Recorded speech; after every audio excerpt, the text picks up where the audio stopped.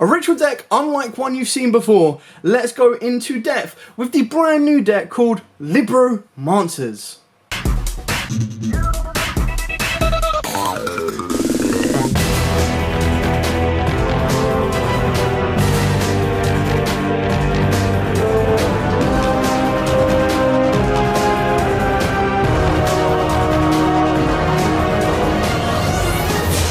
So, as the intro suggests, we will be doing a Libromancer deck profile for you today. This is the brand new art type that came out in Battles of Chaos, and it is, of course, ritual focused.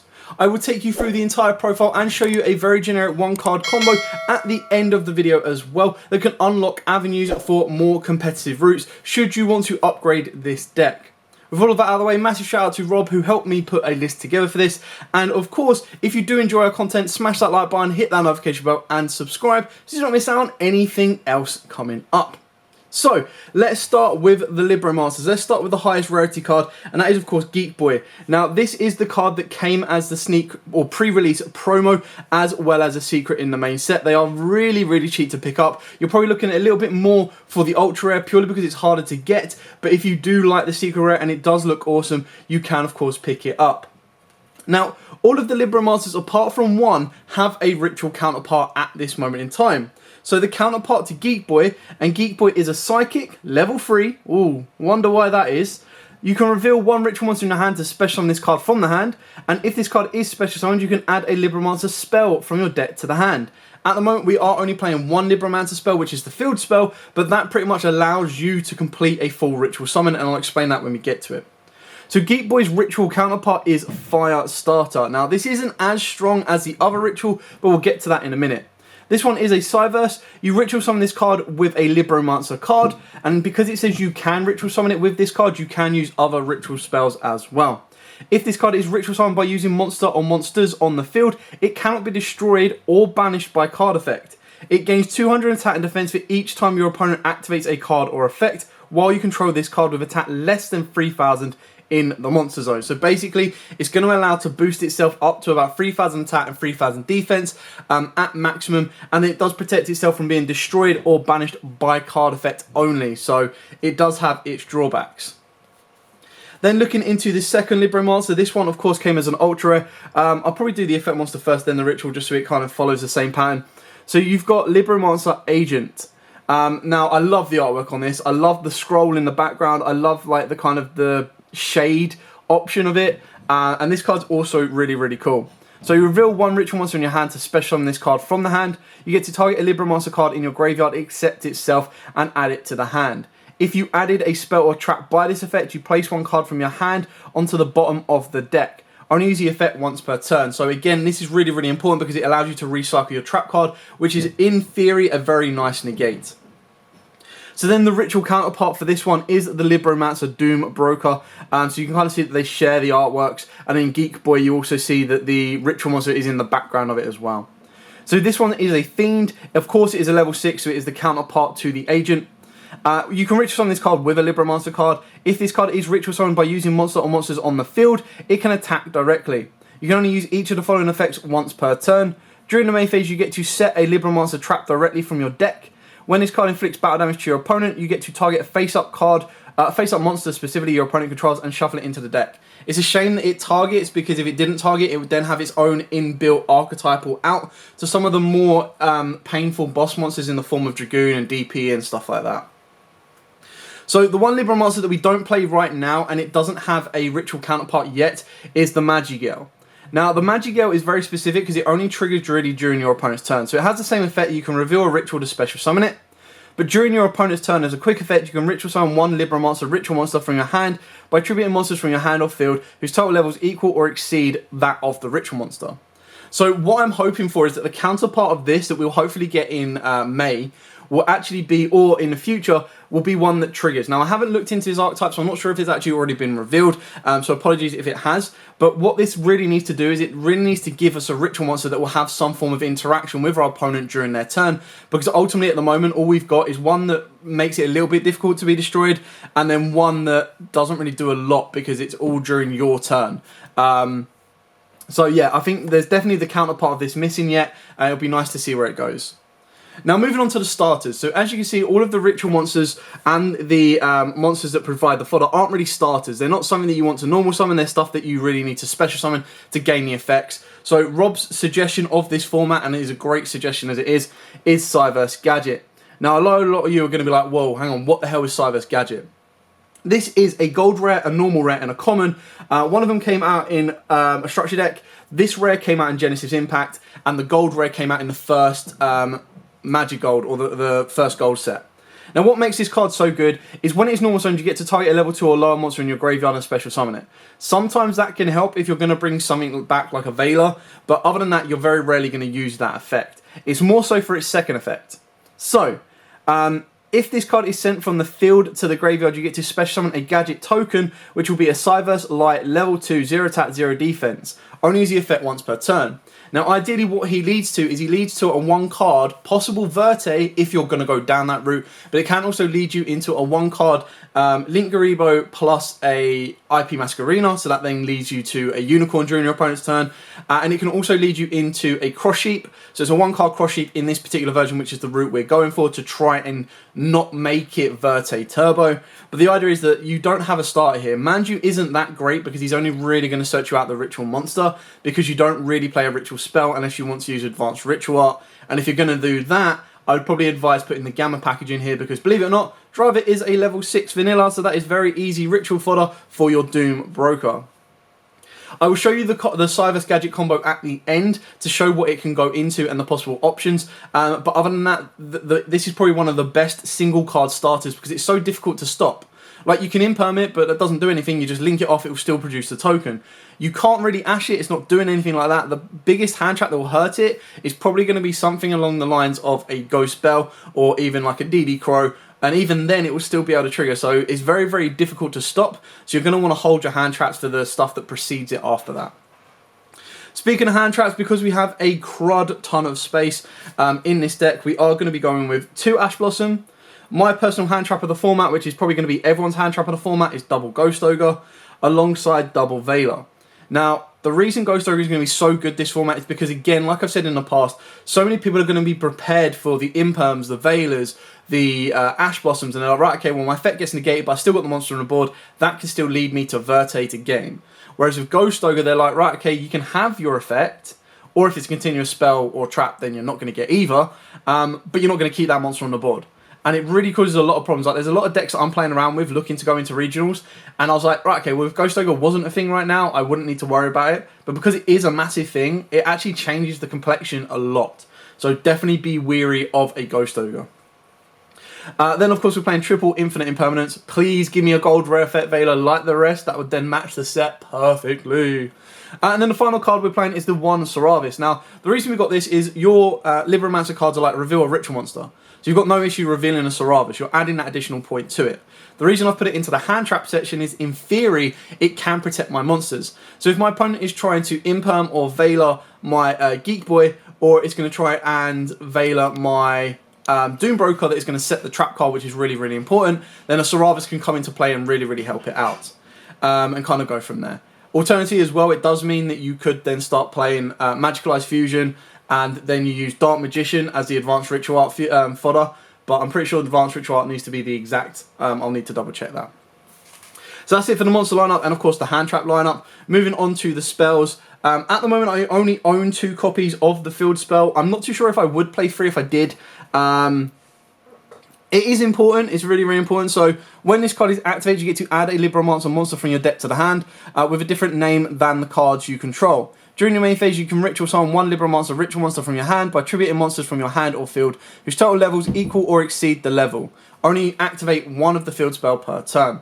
So obviously I've gone with a 2 and 1, again partly because I only own 2 of the field spell, but also for the pure fact that this is searchable by Geek Boy. So Geek Boy is a 1 card combo to get to its ritual counterpart. Because, well, I say 1 card combo, it'd have to come off the back of E-Telly.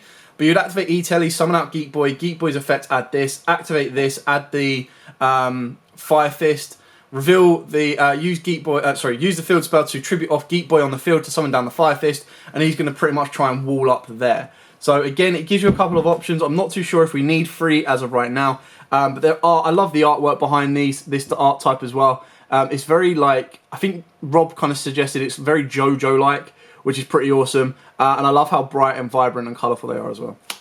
So yeah, a 2-in-1 is kind of working alright at the moment. I'll see throughout more testing whether I feel I need a third. If anything, you'd probably take out the terraforming, but I feel that 2 is more than enough right now. Post-ban list, woo, Triple E Telly.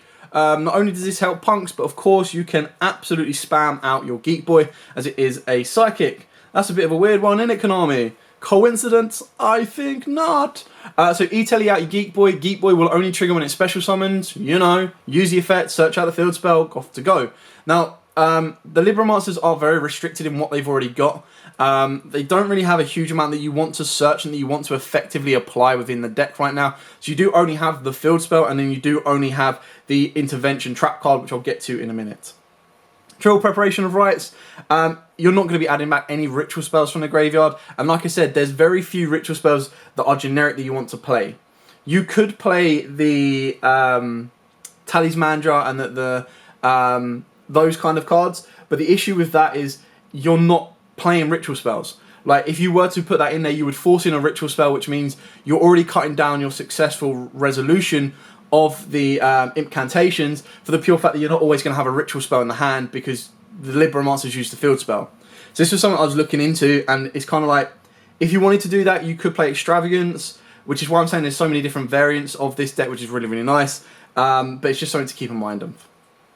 Double Silent Mining, so a bait out for an Ash if you want it to be, or of course if you do bait out an Ash prior to this, you activate your Silent Mining, give you into your Cyrus Gadget, and I've already told you how important that card is. It is your 1-card go-getter for any Link 2, and that Link 2 can range from as low and as cheap as an IP Masquerena to as high and as expensive as a Verte Anaconda leading into a Dragoon or a DPE. The final card is a Call by the Grave, because you do want to try and protect your plays as much as possible. If you are going to go for the Verte route with a Red Eyes Fusion or with a DPE, then you'd probably cut out the Call by the Grave, because you pretty much just go, you know what, I don't actually care. I'm going to bait out all of the hand traps my opponent has, and then just go, cool, wham bam, thank you man, Verte, let's go. Onto the track cards, we've got 2 Libromancer Intervention. Again, I absolutely love the artwork on this, it's so cool. It definitely looks like it's come straight out of an anime. So you've got like this battle scene, so it could easily be like My Hero Academia and everything. I think it looks cool. You've got this demon guy at the background, so I'm hoping we're going to get a card version of him. You've got the Doom Broker there, and then you've got the Fire Fist there. So while your opponent, when your opponent activates a card or effect, target a Libromancer ritual monster you control. That's the cost. Return the Libromancer monster to the hand, and if you do negate the activated effect, then you can special summon a Libromancer monster from your hand or graveyard. So, I mean, that's kind of cool because it will get you the Geek Boy, but the Geek Boy is then only going to get you the field spell. So you can kind of see where it swings and roundabouts. It can be good in the sense that by the time you've probably ritual summoned it, ritual summoned Doombroker, you've probably put Agent in the graveyard. Again, the issue is it's not an on-trigger effect. If Agent was an on-trigger effect, which basically means that if it was special summoned, you get to add back, but it's not. You can target one in your graveyard, accept itself, and add it to the hand. So it would have been nice if it was a quick effect or effect that triggered when it was summoned, because then you basically just loop this back, and you'd have an eternal loop that way. But it means that you're basically going to be sitting on the Agent and hope that it doesn't get destroyed to then add this back and go again. The last 2 is, of course, the Punishment. Now, Punishment is, of course, going to be very, very good for this particular type of deck because you don't rely heavily on the extra deck. And what I mean by that is your Cyrus Gadget is your one route to get you to a power play that you need. You also have E-Telly plus any monster can get you into an OTK route or a relatively close OTK route by going through Halifibrax into Selene into Access Code. I know, very droll, very boring, but if you want to be able to have that punch behind a deck like this, you do need to play it if you've got access to it. Everyone should have a Halifibrax by now. If you don't, that's where you fall back and you go into Verte, and if you don't have that, that's when you're going to go into IP Masquerena routes. So that's it for the main deck. Very kind of put together nicely by Rob, so massive shout out again to that. Moving on to the Link monsters, we'll start from the bottom up, and we'll start off with the fusions first. So we've got triple Elder Entity. So yeah, of course, this is the best card you're going to target and send off of your punishment. The last card I've got for fusions is the 5-headed dragon. Just for the pure fact that it means that off of punishment, I can pop any card. Now, if I was to go Verte with DPE or Verte with Dragoon, then 5-headed dragon and Cross Sheet would be the 2 cards that I'd be taking out, and that is entirely up to you. Speaking of, we do of course play the one cross sheep alongside the one link disciple, the one link devotee, and the one link Garibo. Now you're probably going to make link Garibo a little bit more if you're worried that your opponent is playing trap cards, if you're worried about skill drain, if you're worried about evenly matched, anything along those lines. The devotee and disciple combo obviously come off the Cyverse gadget, and that's how you get into any link 2 of your choosing. For the pure fact that the idea would be you would go Cyverse gadget into devotee, Cyverse gadget spawns a token, you could then use the effect of devotee at that point to destroy that token, but you're probably going to turn that token into a link devotee, use the effect of disciple, pop the devotee, spawn 2 tokens, and then go from there. Now, obviously, if you are planning to go down the Verte route, you will also need to put a link spider in here because you will need to turn one of those tokens into an effect monster to go with disciple to make Verte. Keeping in mind that when you activate the link devotee, you are locked in from special summoning link 3 or higher link monsters that turn. So very, very important to keep that in mind. Carrying on through the link monsters, of course, we do have the one Nightmare Nightmare Phoenix with an IP Masquerena and a Christian Halley Firebrax. So again, these are your 2 power play cards. If you are not worried about budget, if you're not worried about and you want to make this deck as competitive as possible, this is where a Verte comes in, this is where the Link Spider comes in, and this is where Cyverse Gadget becomes a 1-card goon, which can be incredibly difficult to deal with, and it can be a 1-card DPE. Carrying on up the link chains, we do have the one Celine. So again, off of the back of Cyverse Gadget, as long as you can get a tuner to the board, which will be off of the back of E-Telly, or of course something like Ghost Ogre, Effect Veiler, along those lines, you will then be able to go into Halley Firebrax. Halley Firebrax will then summon out an Effect Veiler from the deck.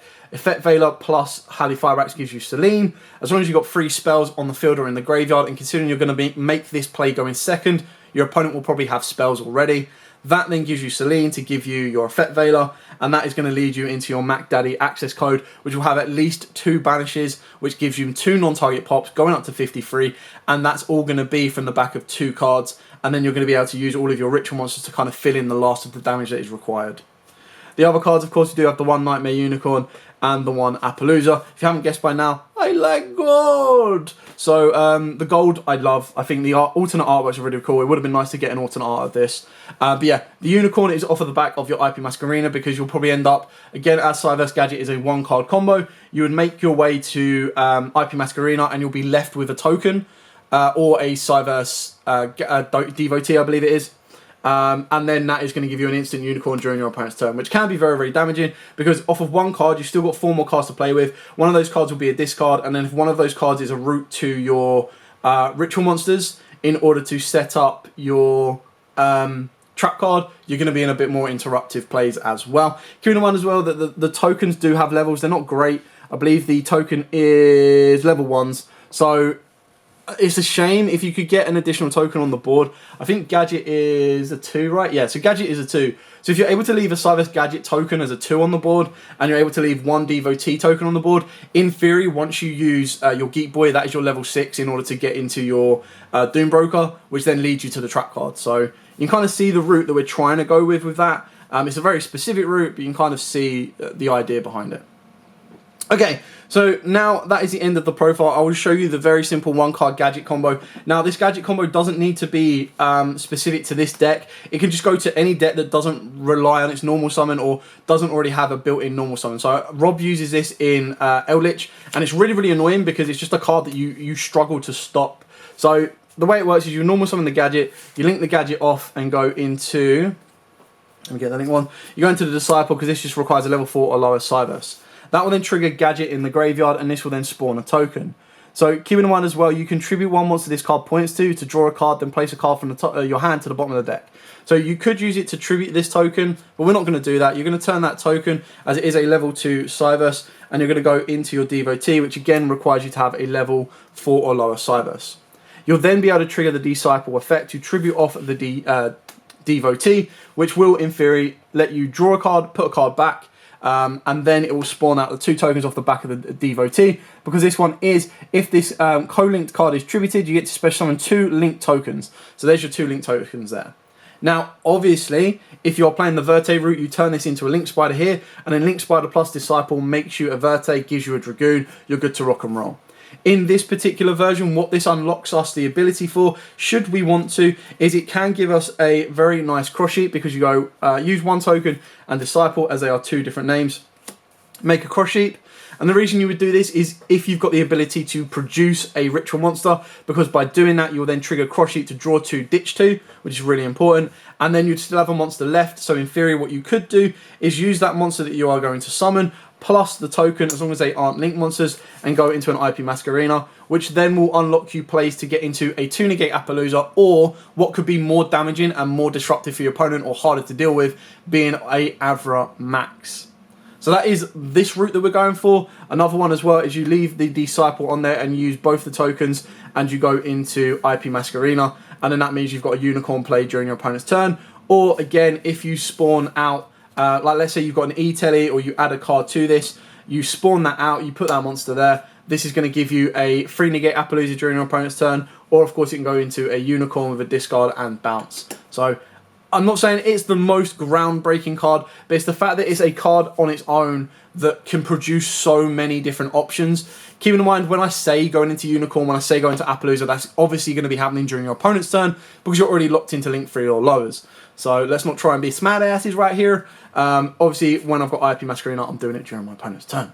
And that is it, ladies and gentlemen. So that is the Libromancer deck profile. Like I said, I absolutely love the artwork. I think the artwork and the art type itself is really cool. And I always like Yu-Gi-Oh artwork that intertwines. Like, whether it be in the art type itself or whether it be across different art types that we've seen many a times, I really do like the way that they kind of mix the artworks together. And it's always like a, I wouldn't say an Easter egg, but it's always like a little hidden gem that you're like, oh, that's really kind of cool. Anyway, thank you so much for watching. Don't forget to like, comment, subscribe, share. If you want to see more of this deck, then by making this video hit at least 50 likes, that will show me that you want to see more from this deck, and I will be more than happy to produce that for you. Whether that be another alternative version of the deck, or whether that be some additional combos or test hand plays as well. Anyway, as absolutely always, guys, stay safe, and of course, happy dueling.